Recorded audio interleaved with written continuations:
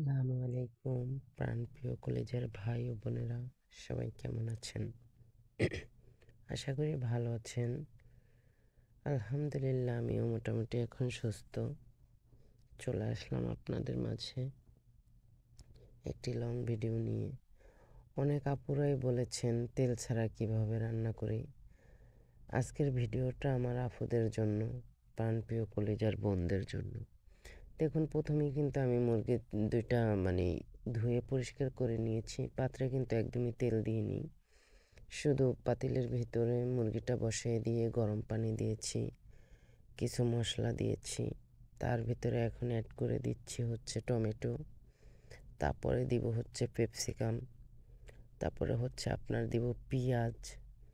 এগুলি দিয়ে জাল করে নেব অনেকক্ষণ, কারণ তেল ছাড়া আসলে আমরা খেতে পারলে আমাদের স্বাস্থ্যের জন্য অনেক উপকারী। আমরা হয়তো অনেক হাসি, এটা হচ্ছে টমেটো কেচাপ, যেটা এখানে বলে সালসা। দেখুন ফুটতেছে। আমরা ভাবি কি যে তেল খেতে পারলেই হয়তো অনেক মজার রান্না হয়। এটা আসলে আমাদের বাঙালিদের জন্য। আমি আসলে বর্তমানে যেটা সত্য কথা বলি, আমিও তেল প্রচুর পরিমাণ খাই। তেল ছাড়া মনে হয় কি আমার নিজের তরকারি রান্নাই করতে পারি না।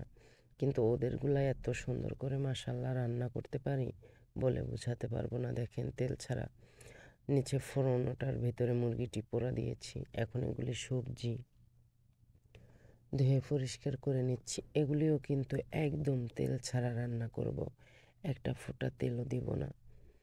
আমার যে আপুগুলি বলছে তেল ছাড়া রান্না রেসিপি দেখতে চায়, তাদেরকে অসংখ্য ধন্যবাদ যে আমার তেল ছাড়া রান্নাটা দেখতে চেয়েছে। দেখুন, এখানে গেরা বলে মিষ্টি কুমড়ো, অনেক ধরনের সবজি কেটে নিলাম, এখানে সম্পূর্ণ দিয়ে দিব। দেখেছেন তো অবশ্যই, গাজর, টমেটো, ক্যাপসিকাম, আলু, মিষ্টি কুমড়, সব ধরনের সবজি আছে সুযোগ। এখন এগুলির ভিতরে আমি কি দিব? গরম পানি দিব, তার ভিতরে একটু মশলা দিয়ে দিব। এখানে কিন্তু অন্য পাত্রে আমার ভাতগুলি ফুটতেছে। ওই যে দেখেছেন মুরগি সিদ্ধ করেছি, ওটার ভিতরে চালগুলি দিয়ে দিয়েছি। এক হাতে যেহেতু সব কাজ করতে হয়, ফাঁকে ফাঁকে ভিডিও করতে হয়, অন্য অন্য কাজগুলি আমার সামলাইতে হয়। দেখুন, এদিকে কিন্তু আমি তরকারিতে আপনার হচ্ছে পানি দিয়ে দিয়েছি। এখন মশলা দিব সামান্য। এটা হচ্ছে দিব আপনার জিরা গুঁড়ো। এটার ভিতরে অনেক ধরনের মশলাই থাকে। এগুলি শুধু মানে ঝাল বাদে সব ধরনের মশলা আছে। এরা একদমই ঝাল খেতে পারে না। আমরা তো বাঙালি, তাই আমরা ঝাল ছাড়া খেতে পারি না। ওরা ঝাল খায় না।